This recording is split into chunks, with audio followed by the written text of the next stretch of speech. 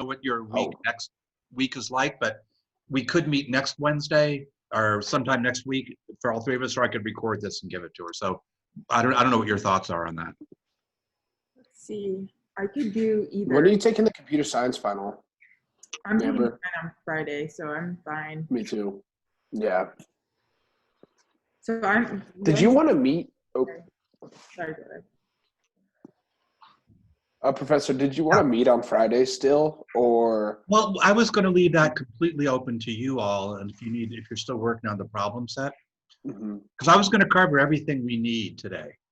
And I don't even think it's going to take the full class. Yeah.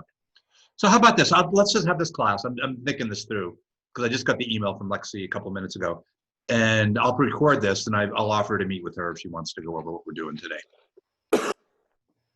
Perfect. Okay. So, and what I'm going to do today, it's going to be less formal, and I'm going to refer to stuff in the book. So it's going to be chapter 5, and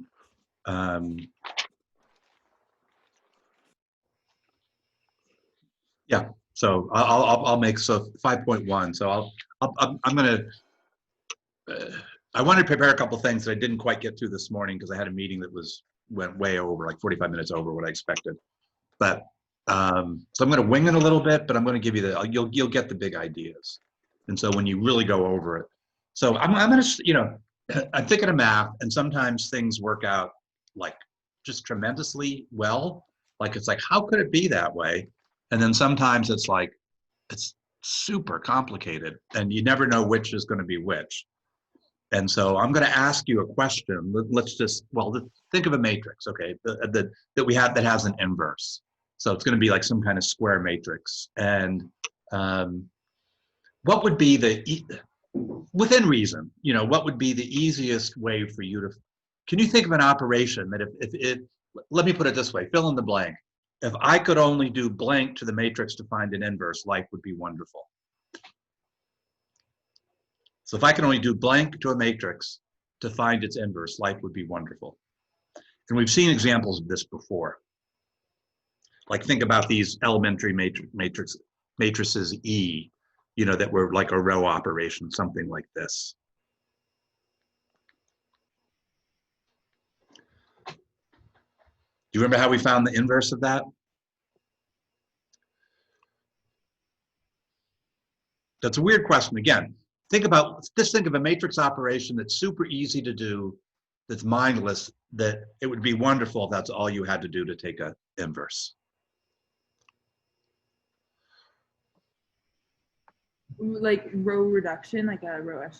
Easier than row reduction. Something we've done. I'm sorry, I'm being weird here, but something we've done, but even easier than row reduction. Easier, okay.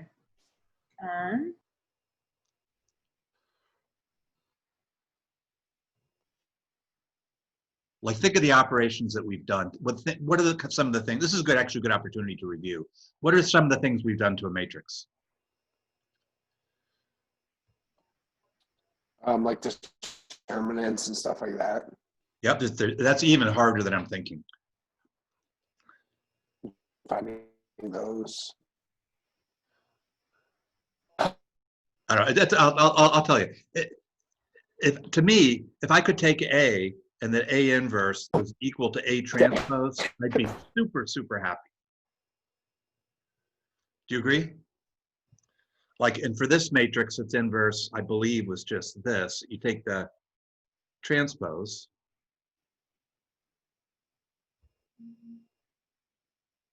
Sorry, I'm blanking, and that would be 1, 0, 0, yeah. Okay, so yeah, so I mean, so basically what we're gonna do, the word is orthogonal.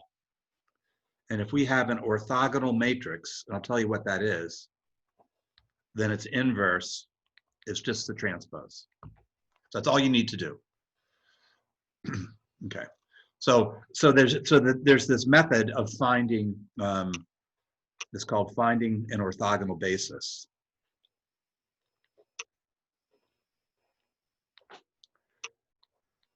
And what it does is, if you use this to find out then what's going to happen is that if you can do that, then you form a matrix A, and then A inverse is going to be just equal to the transpose of A. Okay, does that make sense? Yeah, and that's kind of what I was leading towards, is like, we've done a lot of things in this class, and row, to me, row echelon, that requires work. But to me, just doing a transpose is kind of, like, I can't imagine anything nicer to finding an inverse than just taking the transpose. Okay. So what this chapter does, what 5.1 does, is it talks about the concept and some examples. And then I think it's 5.3, and this is called Graham-Schmidt.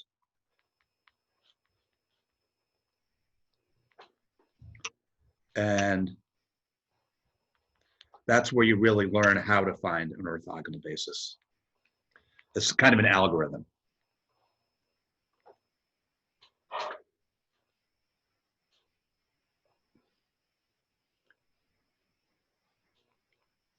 Okay, to find an orthogonal. So that's kind of how that's kind of how it's going. So, and what I'm going to do today is just walk you through the ideas, 5.1, and then so that way when you get into the 176, you'll know that you'll kind of know what's going on, and that's where Pendleton's going to start. And then the next thing he's going to do is talk about Graham-Schmidt, and I'm not going to do that. That's a little too complicated to get to today. Okay. Unless if you want to meet next week, I could do it, but it's up to you. But I think we've done a lot. Okay. So I'm gonna look at, first I'm going to define what it means. Okay.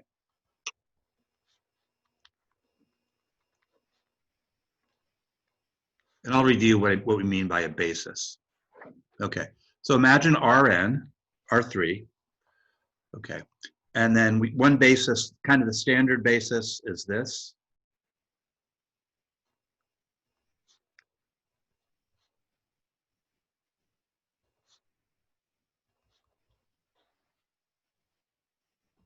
Okay. And notice, so, and if we draw this, the vectors would be kind of, they go along the X, Y, and Z axis. And the angle between all the vectors is 90 degrees. And so kind of what orthogonal you want to think, kind of 90 degrees, okay? And when you take a vector and dot it, do you remember what happens if the vectors are 90 degrees apart? Isn't the cosine of those angles 0? Right. So what does that make the dot product? 0? Yeah. Remember the formula for the dot product is this. And so since these are all 90 degrees apart mutually, then this angle 0, so their dot product is 0. So the mental picture you have in mind is 90 degrees, but an orthogonal basis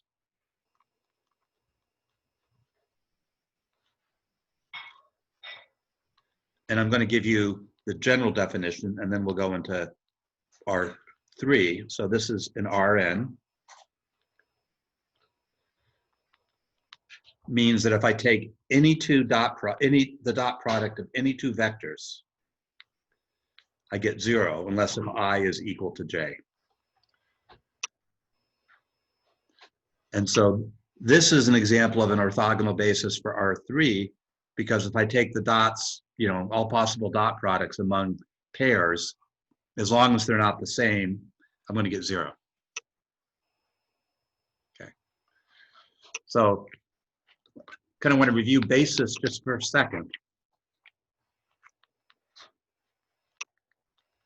And again, I'll use R3 as an example. It's going to be 3 vectors.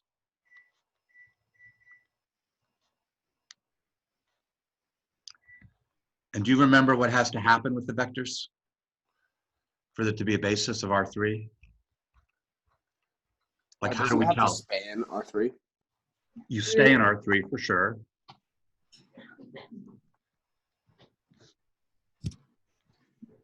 But like, how many vectors do you have in the basis for R3? Then they need to like span the Right. R3. You have to span R3, but you could have 10 vectors that span R3. So what else do they have to do besides span? Was Be it? linearly independent. I was Yeah. about to say linearly independent. Okay. So that's the key idea of a basis. And so since the other thing too is if they're linearly independent, what we showed is that a basis, the number of vectors in a basis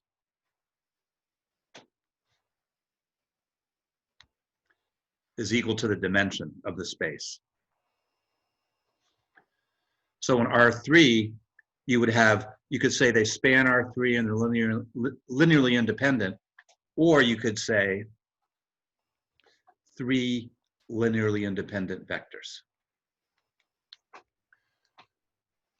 Okay. So that's kind of a little basis review. Now, so that's what a basis is. And then if you want an orthogonal basis,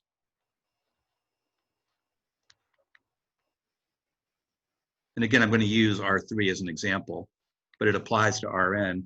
It would be 3 linearly independent vectors, V1, V2, V3, such that V1, Vi times Vj is equal to 0 unless I is equal to j.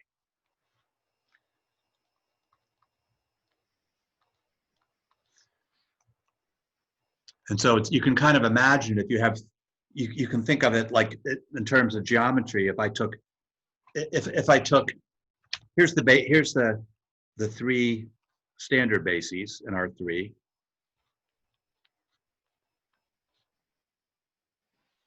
And then if I rotate that by any angle, I still have a basis, and they're still 90 degrees apart. So that's one way to think about it. Okay. Okay. Now, let's say I have an orthogonal basis. I'm skipping ahead. We'll do some example. So just imagine an orthogonal basis V1, V2, V3 for R3. And then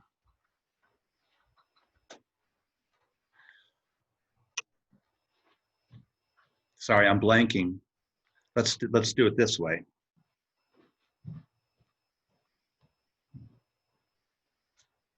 That's going to be, can you read that? That's going to be my, I'm going to make a matrix A like that.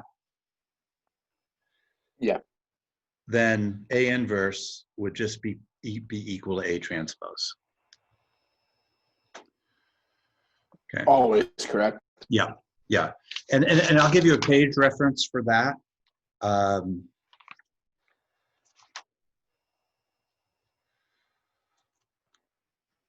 if you look at page 385,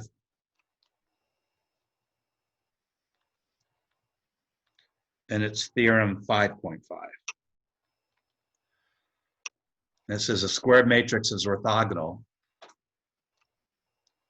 n by n, only if its inverse is equal to its transpose. That makes sense. Okay. And since it's if and only if, that means if you stumble upon a matrix and you say, hey, look, the transpose is the inverse, you just found an orthogonal. And but we did it kind of the other, but it also means that if you have an orthogonal basis form a matrix, then both A and its, the A inverse is going to be equal to the transpose. Okay. Okay. And so that's kind of the key idea. And that's why it's a good, and trying to think of the way to say this. It strikes me that, Pendleton would know better since he uses it a lot more. But it seems to me that like one goal in linear algebra is to make things like determinants, inverses as easy as possible. And so because the computations, if you think about one reason why the proofs are hard to understand, it's because of the notation's complicated. And if the notation's complicated, it often means that the procedure is complicated. So when you have something which is simple, like a diagonal matrix for eigenvalues or for determinants, that's great. And the same thing for orthogonal basis. Okay. So, and again, he may differ, but it's, you know, looking at it abstractly from my point of view, it seems that that's kind of one of the goals in linear algebra is to take your matrices, which are really powerful, and try to simplify them. Makes sense. Yeah. And we did that operation last week. Remember, we had a diagonal matrix. We had a matrix A, and then I can't remember what the notation was. I think it was P, I think, and P inverse. And what we did is given A, find P, so P inverse AP is diagonal. Okay, that was kind of the program. And so I'm guessing it's going to be something simpler with orthogonality. And then here we do all the computations with D. Remember we did that last week, and then once we were done with our computations, like we did D, we did the computations. We got some matrix E, and then to relate it to A, we just did something like this. We took that and then did the reverse of that process, and that gave us sort of, I'm going to say A, where you've done all that stuff you needed to do. Like now E could be raising it to a 10th power. And remember, it's very easy to take a diagonal matrix and raise it to a power. It's way harder to do this, but so if we want to find A to the 10, we would find D to the 10, take D, we would find D to the 10, and then we would go back and do this.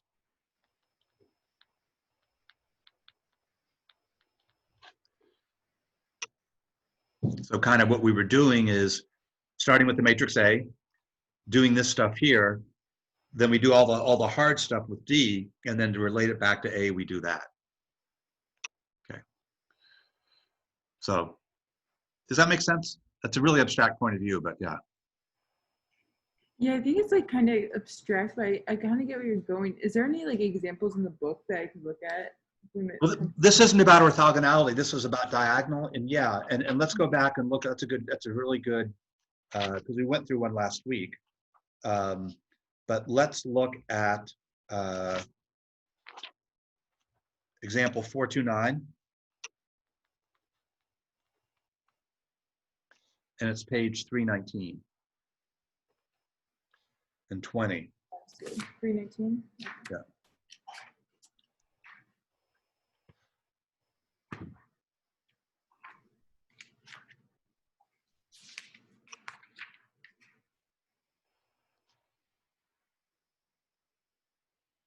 And we wanted to find A10 for that matrix A. And then the first thing we did was diagonalize it to find the matrix D, you know, -1, 2. And if you turn the page,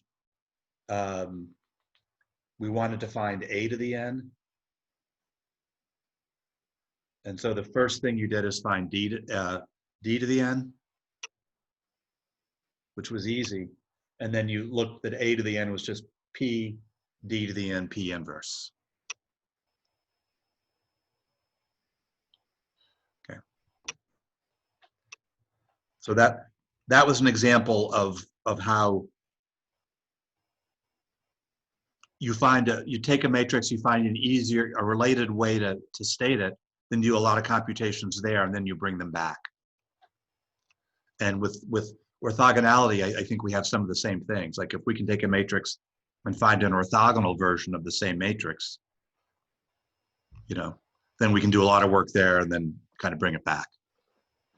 I remember using, you know, just orthogonality in calc for a lot.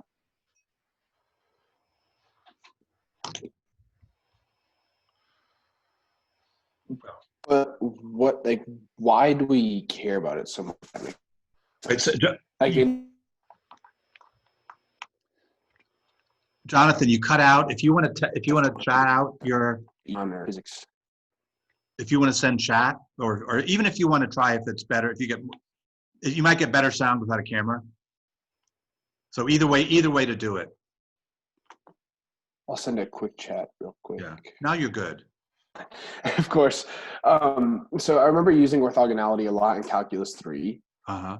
So why do we care about it so much rather than just like understanding where it comes from? If that makes sense. Like what like physics or economic reasoning can we use this in? Good question. I don't know the answer. Sorry, I was just curious because it was like a big unit, right? And so I was always stressing over the cross products and stuff like that. So Yeah, I know more abstract things. I'm just going to Google.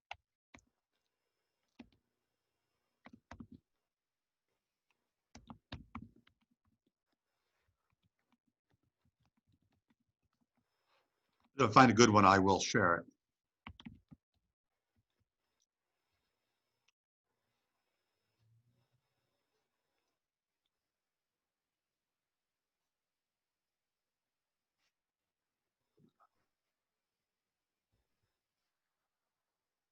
Okay, let's see what happens here.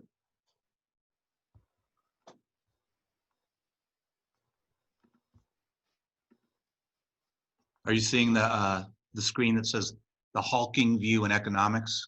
yeah, I can see it. Oh, wow. Yeah.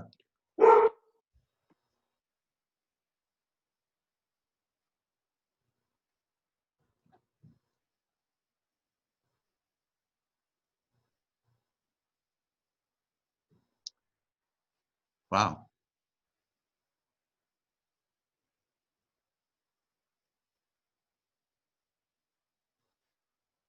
This doesn't make, I'd have to look, isn't it making sense? Does that make sense to you, what they're talking about? Yeah, wait 1 sec.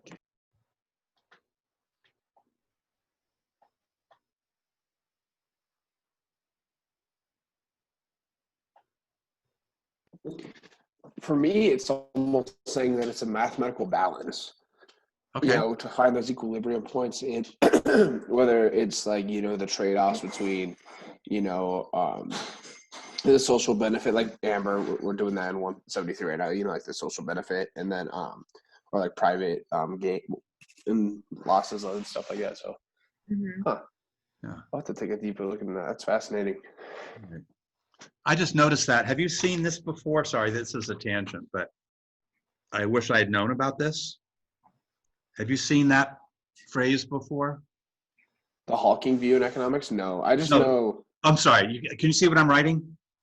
Oh, I'll stop Let sharing. me switch back. It's on the web page. It says they had this phrase beta OLS. yeah, I've never heard of that before. Does that remind you of anybody? Like Professor Bowles? Yeah, that's funny. Yeah. That So next time I see him, maybe the next time I send him an email, I'll do it that way. Because I don't know if that's just if it's standard notation or just like in this example. That's funny. I just wonder what the OLS is Yeah. for, because that's going to be linear. Okay. Yeah. So I mean, hey, I just had an idea. I haven't written your last stuff yet. Would you be interested if I like gave you like in addition to some instead of some computation, so fewer computations, if I gave you some questions like find some kind of example in economics? Oh, Yeah, I think that'd be that'd be awesome. I would love that. I Yeah, would okay. too. And then maybe I'll talk to Lexi and maybe I can find some for her that would be similar, maybe even machine learning or something like that. 'Cause to me, if you actually did that, I think that would be really, you don't have a lot of time, but I think you would, I wish I had thought of this earlier because, I think it'd be fun and then you wouldn't have to do a lot. It would be more like opening up your ideas. I mean, Yeah. I wouldn't expect you to go through all the math here, just like, oh, it's used here, it's used here. And then, you do your best to try to figure it out, but in a way that's not like super technical. Yeah. Okay. That's Yeah, that'd be fun. And our problem set's due Friday, correct? The Friday of finals. Yeah. I mean, Well, what I'm going to give out is going to be due Friday of finals. Yeah. Yeah, but Yeah. we And I the may one that we just, have is this Friday. yeah, and I don't know. I mean, I feel we've done a lot in this class. I know the computations help you kind of learn things. So, but this is an independent study. So what are your thoughts on the balance of like stuff I just described to sort of review calculations? What do you think would benefit you the most? I think, like you said, just some of those reviewing the calculations, like understanding, like making us go through it again, right? Yeah. Just so we have a good like refresher.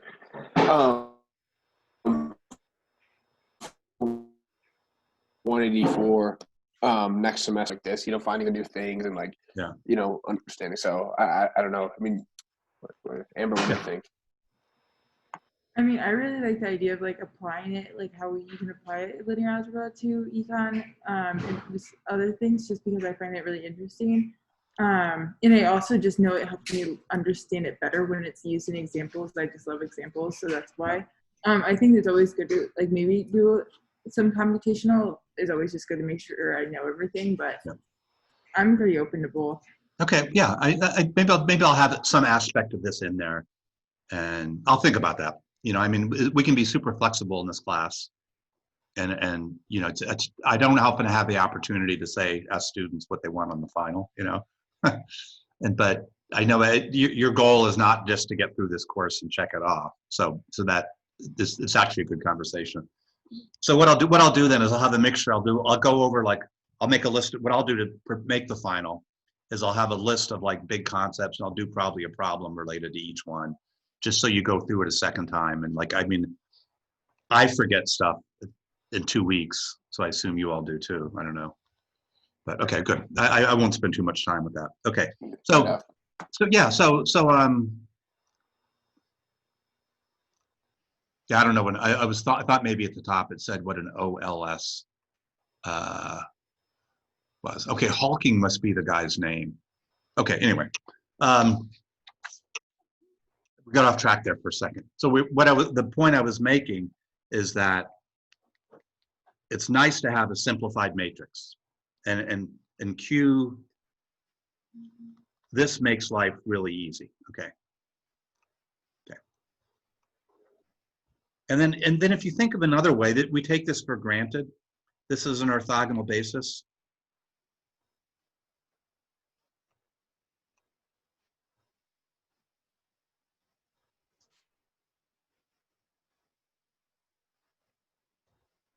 And then so if I have something like this, what that really means is this. What this means in linear algebra.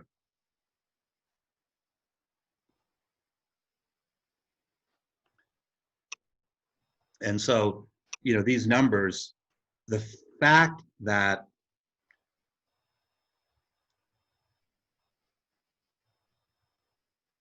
this is so trivial, but at the same time, I think it actually means something. What's the magnitude of these vectors? And it's just those values. 1. Or, yeah. Yeah, the length of each of those vectors is 1. So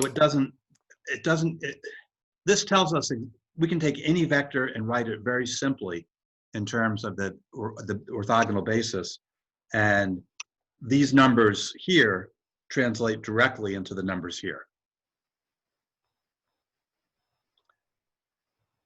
Okay, so just keep that in mind. So that's one example. So if we have an orthogonal basis V1, V2, V3, and I'm going to add one more thing and make each of these lengths 1. And remember, if we have a vector V star, if we do this, take the vector V1 star and then divide it by the scalar that's equal to its magnitude, that this is a unit vector.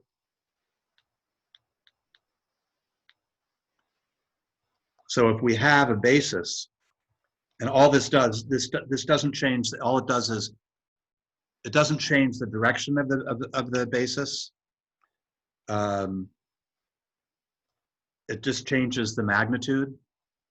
So if we have three vectors that are orthogonal, we can easily turn that into a basis that's orthogonal, and each thing is a unit vector by just doing that process. Okay. So long story short, or short story long, we have another definition. It's called orthonormal.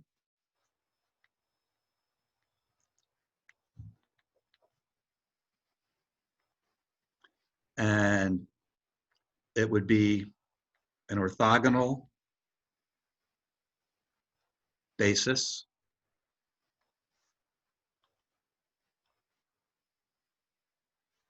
and the vectors are unit vectors.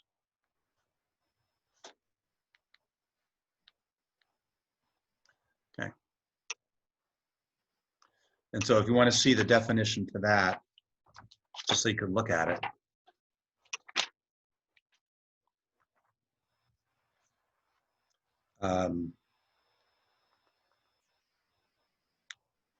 Look on page 383.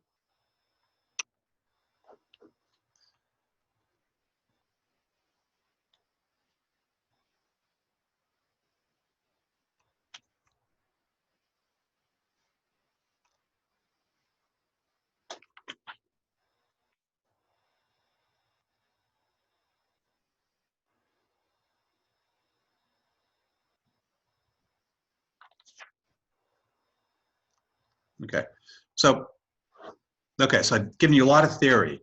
So, and just to review it,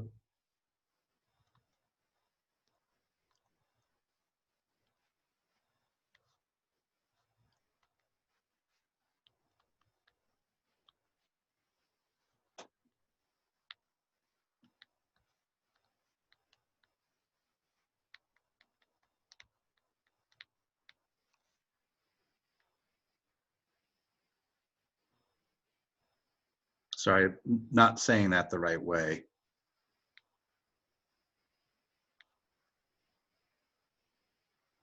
Okay, so what I'm trying to say there is that if I have an orthogonal basis, if I take a pair of any elements in that basis and I do the dot product, I'm going to get 0 unless if they're the same vector.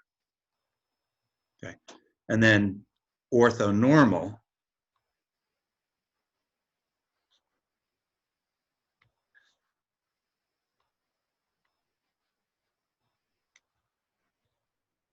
the definition would be Vi times Vj equal 0.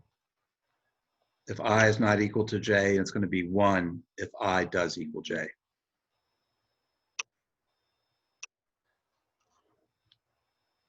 So that's one of the things. And the second is that the magnitude of each of these is 1.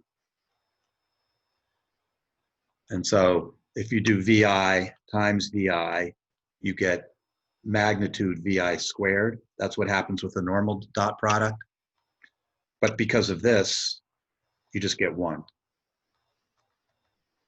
Here, what you would get would be magnitude of Vi squared. Okay. Does that make sense? Okay.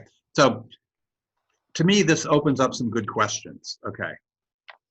I mean, what do you think? Like, what question would you have about all this?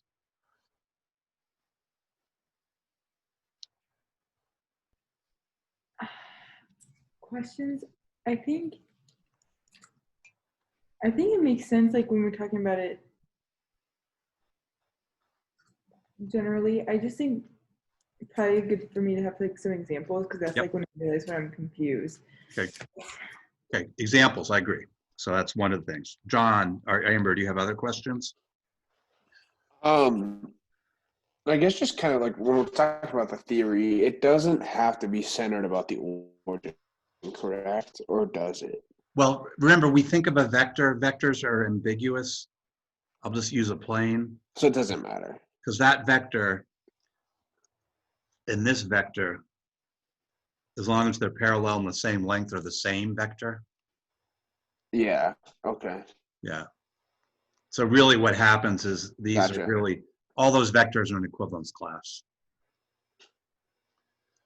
Okay, and we can Gotcha. move them Yeah. around as long as we don't change their length or their direction. Yeah, okay. Well, okay, here's what I'm thinking, like how to find one.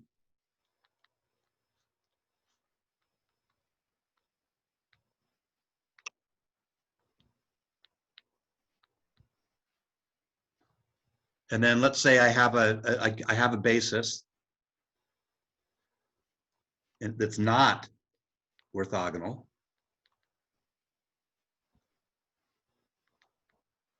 How do I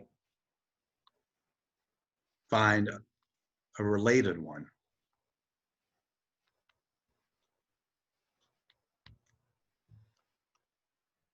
Like my example I'm thinking of is I have a vector and it's not going to be equal to, that's my vector v. Here's what I'm thinking. I have v1, v2, v3, and they're a basis for a subspace.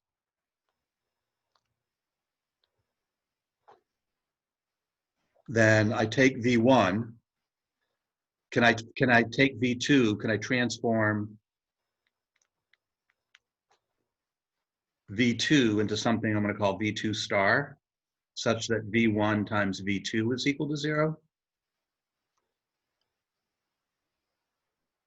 And then can I transform v3 into v3 star such that v1 dot v2, v2 dot v3, v1 dot v3 are all 0?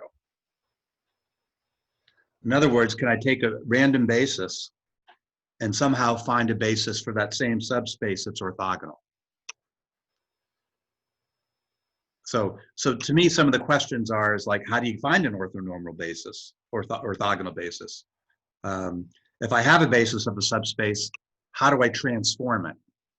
And one idea would be to say, okay, I'm going to take V1, and then I'm going to find I'm going to like transform V2 just a little bit so it becomes orthogonal, and the same with the V3. And these are complicated. These are things that I think get answered better in 5.3. So what I want to do with my example is to just go through a whole example. Okay. And again, this is a cheating example. Will be R3. If E1, E2, E3 is an orthonormal basis. So let's say I had V1 equals 3, 0, 0. V2 equals 0, minus 2, 0. And V3 equals 0, 0, 11. How do I turn this into an orthonormal basis? Because I know V1 times V2 is going to be 0 if I dot it. V2 times V3 is going to be 0 because, remember when you dot, you just line up the components and multiply them. So I know that it's orthogonal. Now, how do I make it orthonormal? What would be the easiest way? Can we just throw it into the E1s, E2s, and E3s?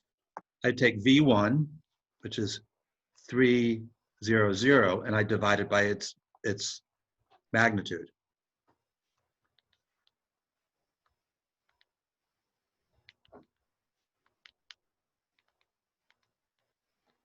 And I can do the same with V2.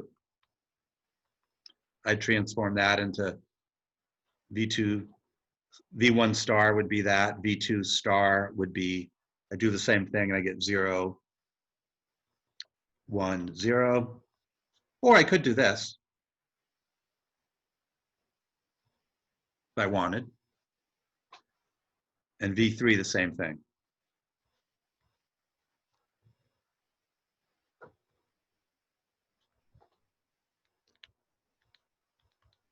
Okay.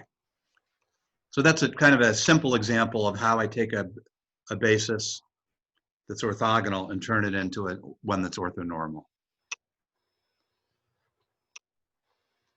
Okay.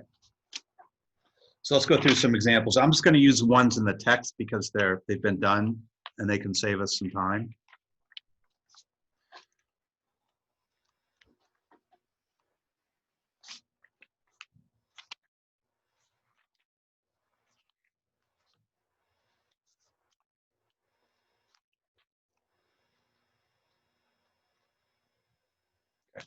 So if you look at example 5.1, and that's on page 380.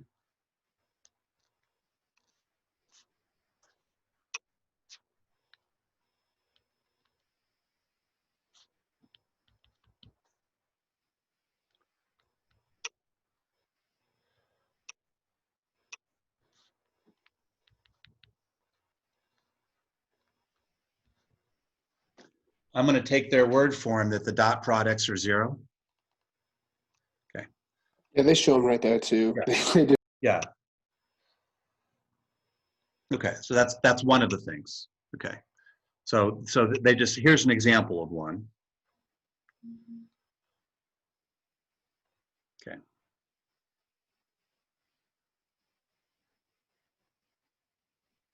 And then notice that if I want to make these orthonormal, I would just transform them like this.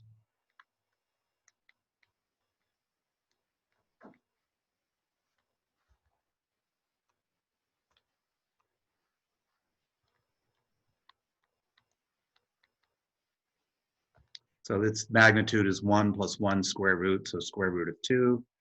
And V3 star would be 1 plus 1 plus 1 square root of 3. And this would be 4, 5, 6 square root of 6.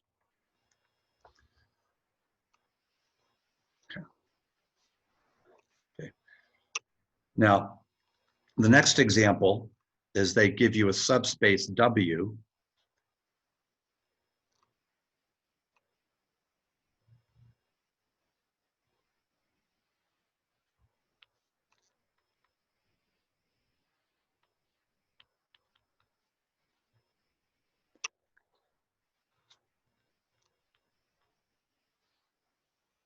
Okay. And notice that they're calling it a subspace. And sorry, let me move that over. Can you tell me why that's a subspace by looking at it?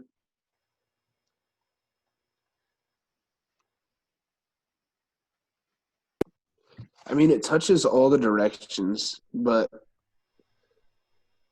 What kind of object is x minus y plus 2z equaling 0?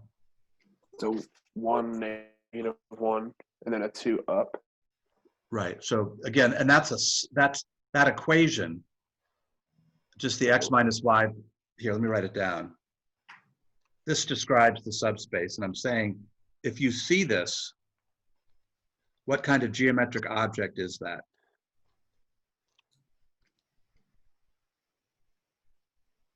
It's in R3.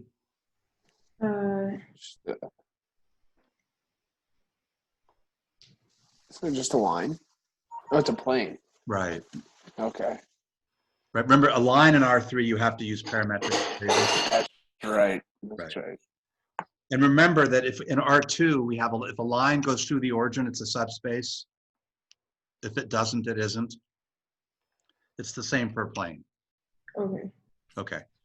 And so we can go through all that and do that. But like if I were to give this like on a final or something like that, I would say, A, show it's a subspace. You know, and to do that, remember that what you would do would be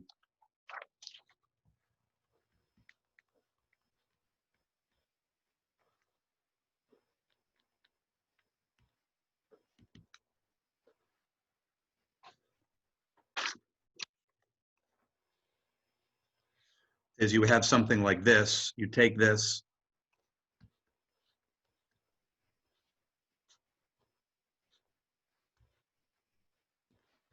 and that, remember all the x, that means that these are free. somewhat free because these are tied. I'm sorry, it's going to be that. And so the way that they end up writing it is like this.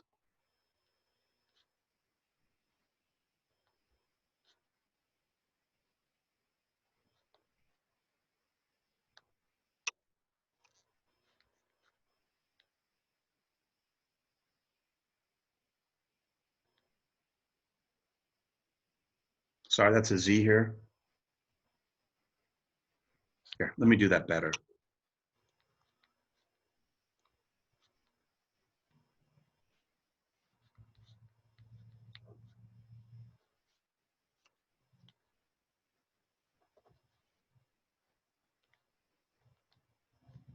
So I know this has 2 degrees of freedom, Y and Z. I know there's only 2 variables here. That's a Y, not an X. Y and Z. So I can write it in this format. And so then I play around with it. I see, oh, I have a 1 here and a 1 here. So that's 1, 1, 0. And then for the Z component, I have a -2 here and a 0 and a 1 here. Okay. So I know that the span would look something like this. It would be the linear combination of these 2 things. So if I want to draw it, I'd have to draw the vector Y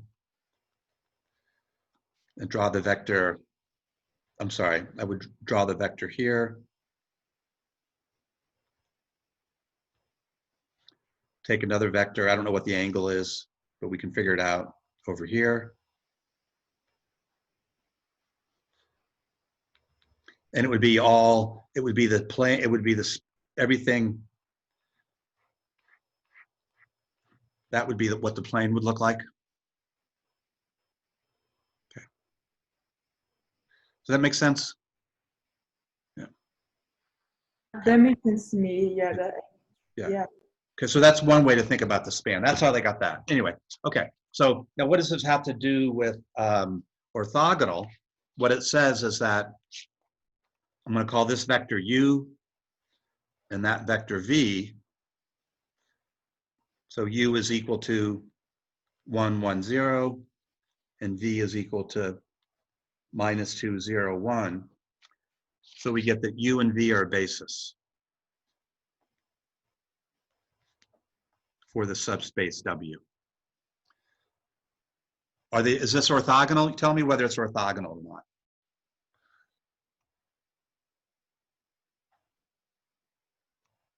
So we want to take the dot of 1, 1, 0, -2, 0, 1.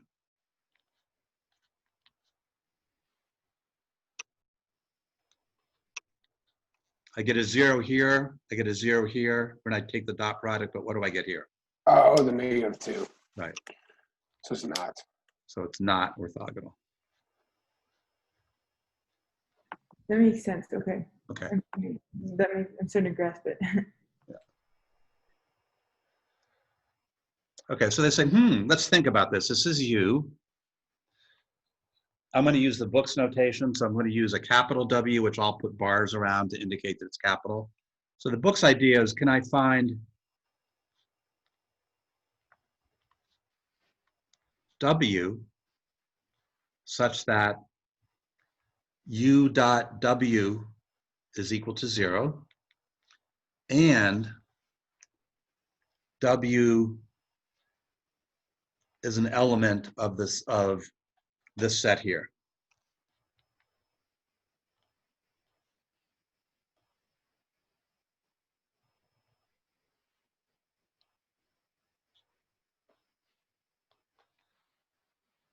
So in other words, that the coordinates of W are going to satisfy, here, let me write it up here.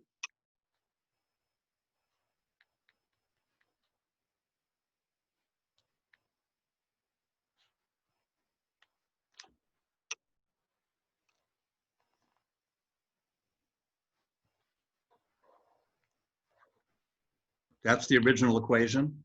So can I find a vector that its dot with U is 0, and it's going to be, its components are going to satisfy that equation? Okay, does that make sense? I think so. So in other words, I want to use their notation. So so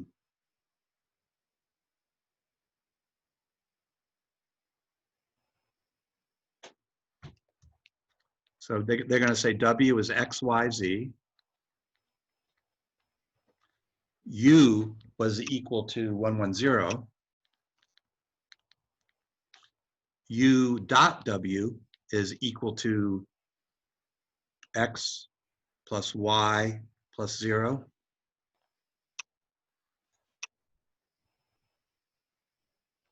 Taking the dot product. And so we have this would have to be equaling 0 as well. Because we have 0 is the dot product. The dot product looks like that. This has to equal 0, so that means X plus Y has to equal 0. So we have equation 1, X plus Y equals 0. And then equation 2, it has to be on the plane. So we have X minus Y plus 2Z is equal 0. Okay. And then they go and find it. They do their, do the math. Two equations. Since this is equal, they go through and they find a solution that W has to look like this.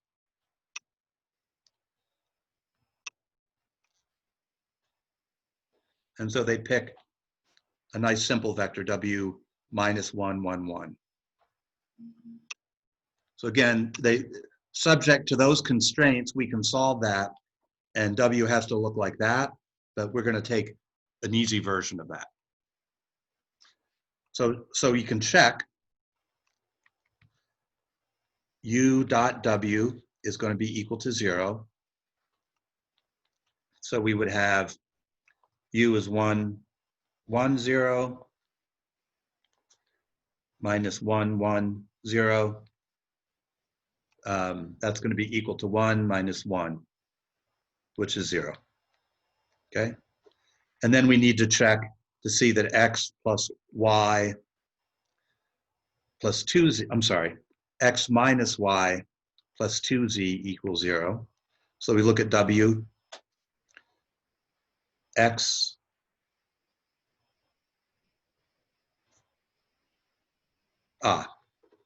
X is minus 1, Y is 1, minus Y, Z is 1, that equals 0. So yeah, it works. Okay. So then this would be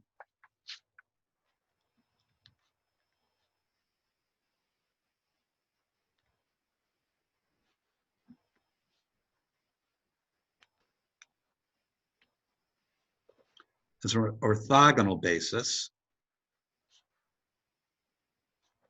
for that subspace W. Make it orthonormal. How do you do that? Just simplifying down. Yeah. Again, I'm going to call it U star. That's going to be 1, 1, 0 divided by the magnitude, which is 1 plus 1 square root. And then W star would be minus 1, 1, 1 divided by root 3. So think about this for a second. Okay. If I gave you a plane through the origin,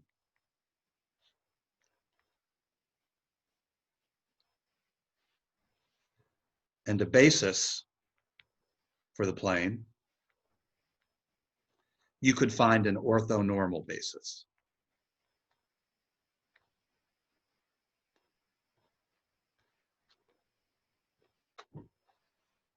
Do you agree that you could do that? You would just go through that. You would just go through this exact procedure, and there'd be enough variables to be able to solve that. Okay.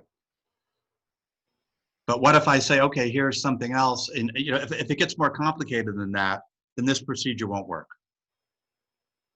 Only if there's like those two items of the Yeah. procedure, correct? Okay.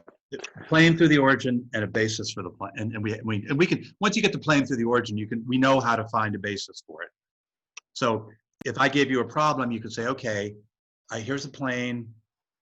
I'll find the span, just like they did in this example.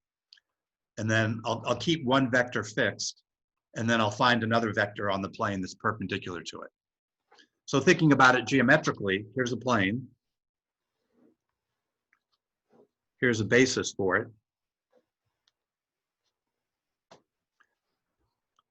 How would I adjust G geometrically to find a basis that's orthogonal? Let's say this is 30 degrees.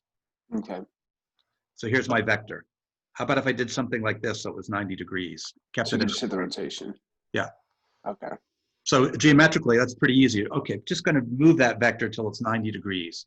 And that's what you did there. So if I gave you the problem, find a vector V that's orthogonal to U, that's on the plane, that's what that did. Okay. Okay. Yeah, That's okay. kind of like an example of an ad hoc method. Uh-huh. It doesn't generalize. And so 5.3 is a way that generalizes that. Understand. Okay. Graham-Schmidt, okay. And I'm going to, so does that help? Yeah, that would help. Yeah, yeah. And it's such a nice example because really we did all this algebra, but really what we did is just move that vector. Right. Or you could move it this way. I mean, you have different choices. Yeah. But it Mhm. has to stay in the plane. Gotcha. Okay. Okay. So I want to find, I'd like to, oh, here's one good. Okay. So we'll go through,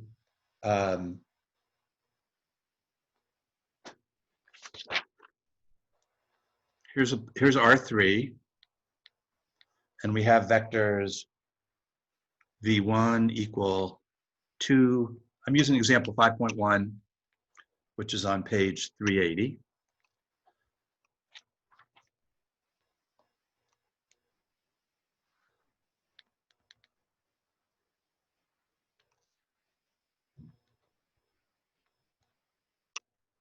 This is the one we looked at before. Okay. And it was not orthogonal.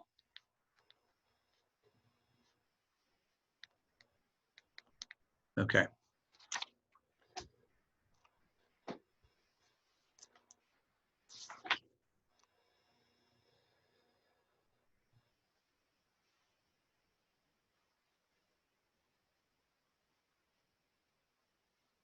Oh, wait a minute. Sorry, I missed it.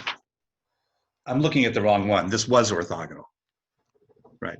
We already did that. We could find. I'm going to go back to it. It says find an orthonormal. We did that already. We found that this was our orthonormal. I have a method to what I'm doing. That doesn't need to be changed because its magnitude is already 1.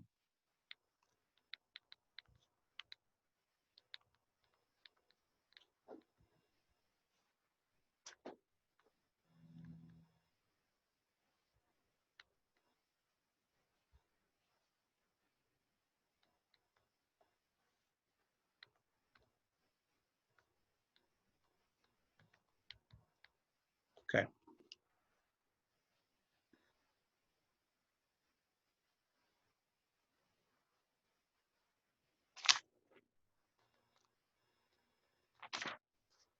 Okay. So let's look at this matrix then.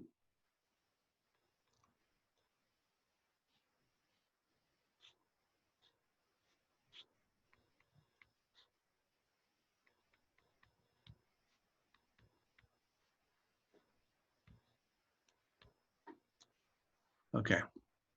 Now, that's the definition of an orthogonal matrix is that its rows or columns are unit vectors.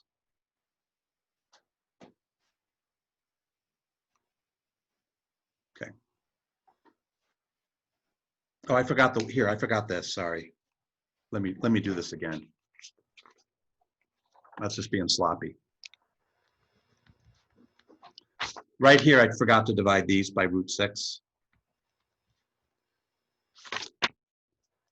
I was getting kind of confused on where you're going with it.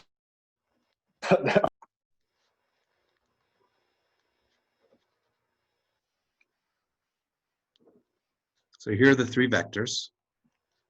Does this make more sense now? Yeah, I follow. Okay. And then I'm going to make this. Oh, sorry, I almost knocked something over. They don't do that here, but they're talking about orthogonal matrices. And so I kind of want to do that same thing here. So again, I'm going to look at, no, I'll get to that in a second.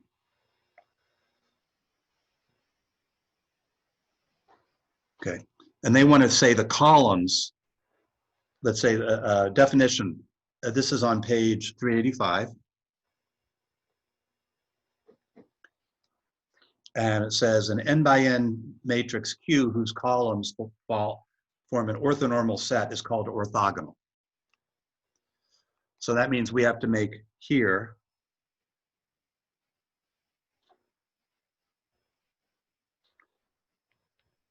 that's the first vector. That's going to be my second column.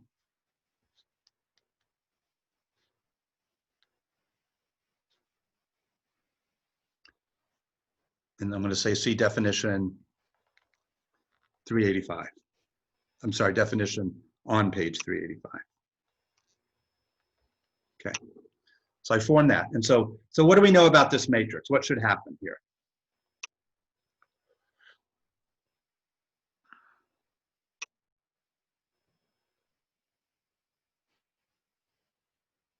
What would its inverse be if the theory is right?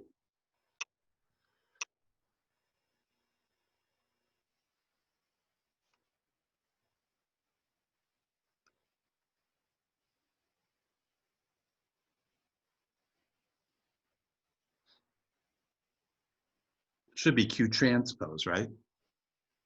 Okay, so let's see what happens. So we'll take the transpose.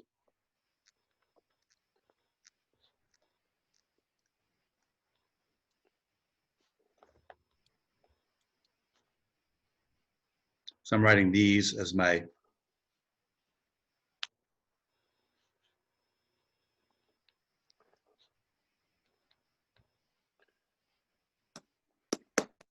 okay.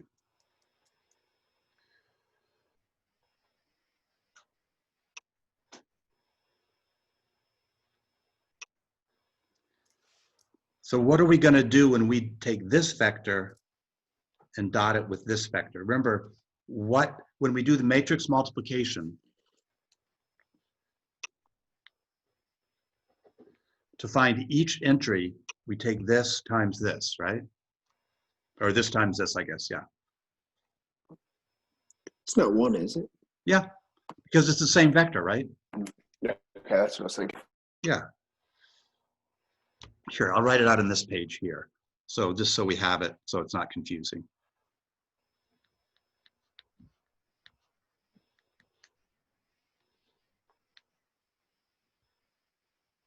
So here's Q.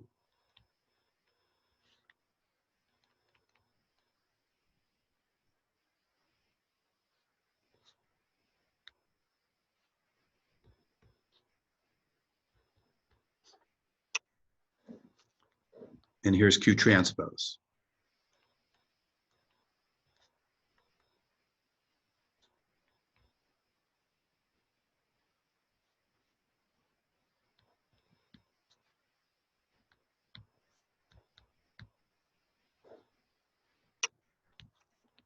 Okay, this entry here is this times that. I'm sorry, it's this times this. Agreed? Okay. So we're going to get 4/6 plus 1/3.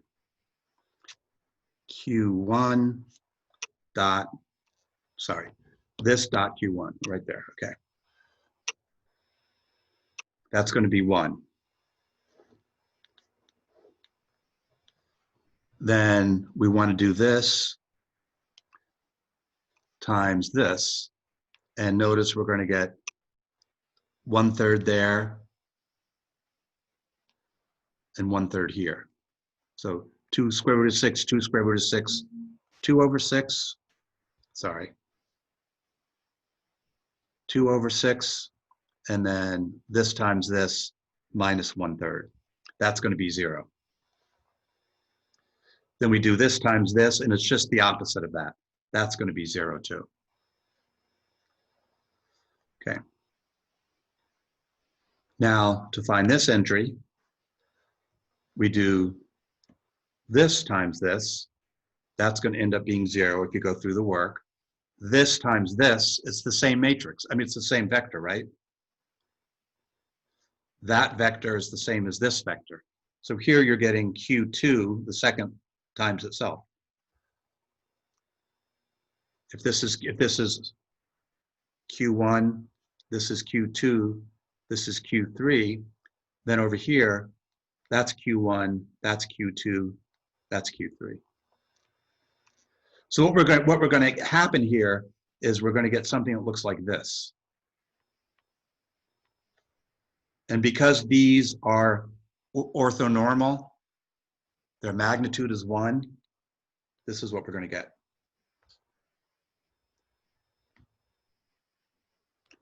And notice that what we're doing here, is, so basically to find these entries, we're doing this multiplication.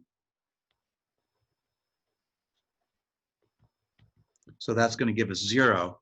To find the diagonal, we're doing this, which is going to give us 1. Okay, so it's kind of cool, yeah. Okay, so again, we did the example with the plane, and we figured out how to do that based on the particular characteristics of that. And then we just found we had a matrix that we were given in R3. We were given an orthogonal basis, and then we took that basis, made it orthonormal. We formed the matrix Q, and then we showed that Q transpose was indeed the inverse. Okay. Okay. Perfect. And so there's not a lot of examples in here, and the problems are like, find, at this point it's not that much. It's like, are the set of vectors orthogonal? You just take dot products. You know how to do that. Okay. Show that the vectors or orthogonal. And then there's one more thing I need to do, which I didn't do. Then it's like, take these orthogonal things, make them orthonormal. You know how to do that. And then determine if the matrix is orthogonal. And you look at the columns and see, or the rows, and see if they're unit vectors. And that's, and then if you look at a point at 28, A on page 388,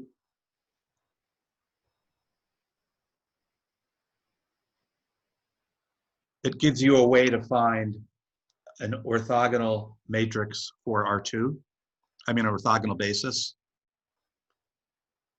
You find a unit vector, and then you go through it tells you what to do there.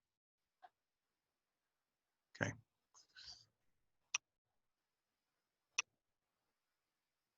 And then it says, Jonathan, you'll like this because this was the one you had to do.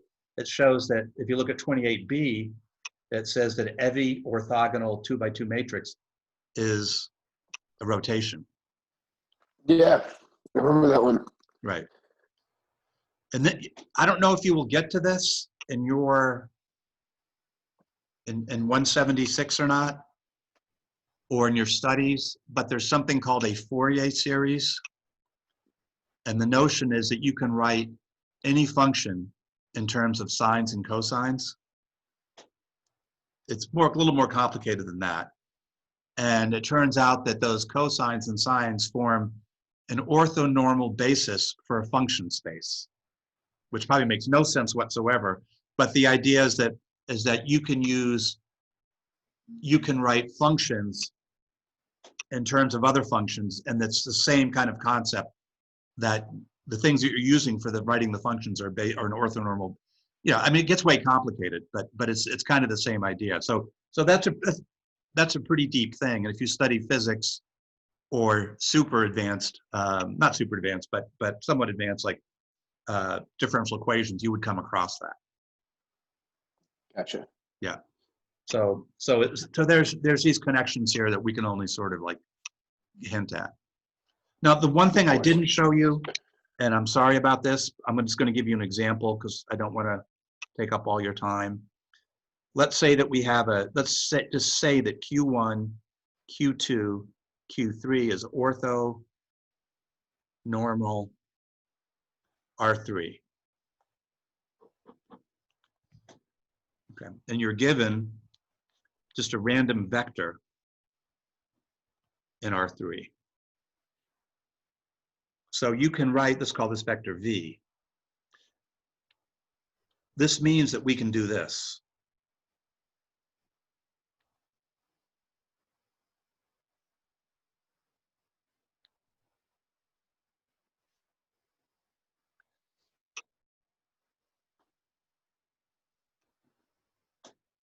That we can write V as a linear combination of the basis. And so the thing, we've seen that before, so you'd need to find C1, C2, C3. And then I'm just going to point this out, I'm not going to do it. So if you look at page Theorem 5.2, page 382, it tells you how.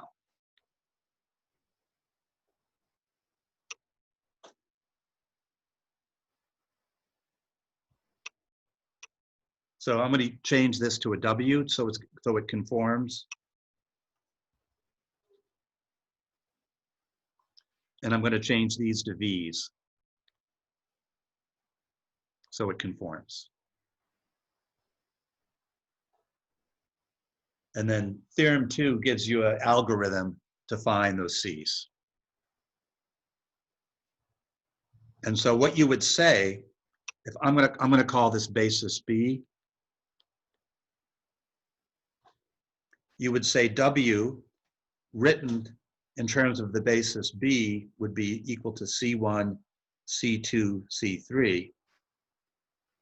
And the way that you would interpret that would mean that what you're really saying is this.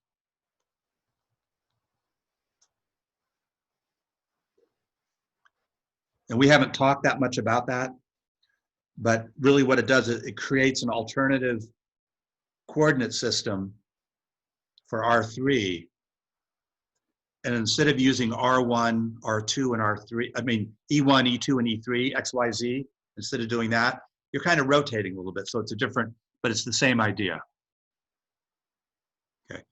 And so we really didn't talk about that too much, but I wanted to point that out. Okay. So I'll probably give you a problem because I think it's fairly easy. If you look at that Theorem 5.2, does that look hard to figure out? It just tells you exactly what to do. Yeah, it seems, yeah, I think we just follow the example. And notice what's V1 times, what's VI times VI going to be because I made them orthonormal? Just one. One. So really what we're saying is that just one. C, that define those C's, you just dot W with V. Yeah. Appropriate V. So C1 would be equal to W dot V1, C2, W dot V2, and so forth.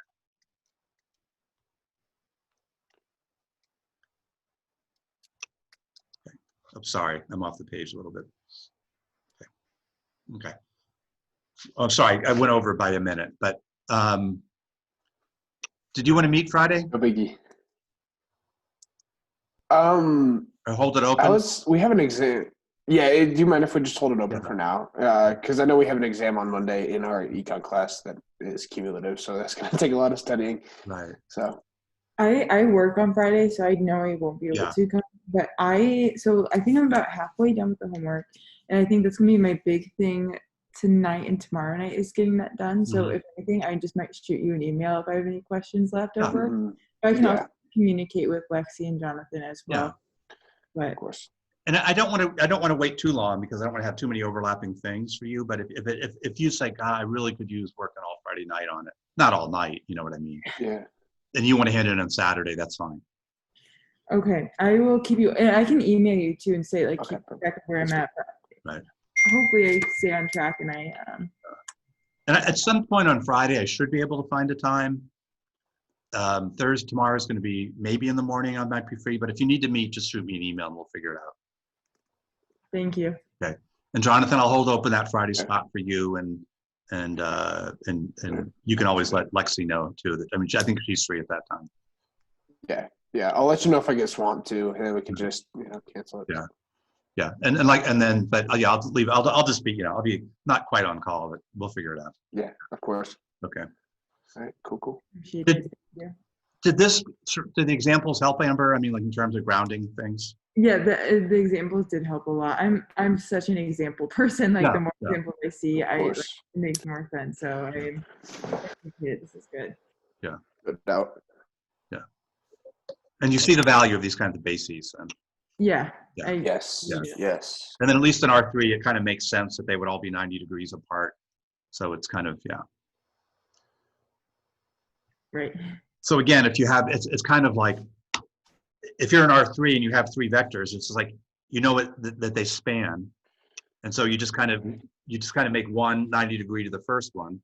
And then you just do the same. Next one. Yeah. That's kind of what you're doing geometrically anywhere. Yeah. Okay. Yeah. So good luck on all your work, and let me know if you have questions. Sounds good. I will keep you updated on the homework, but I'm doing okay so far. Keep it on Okay. pace. Yeah. Thank you. Okay. Take care. Thank you. Yep. See ya. Bye-bye. Me too. Thanks.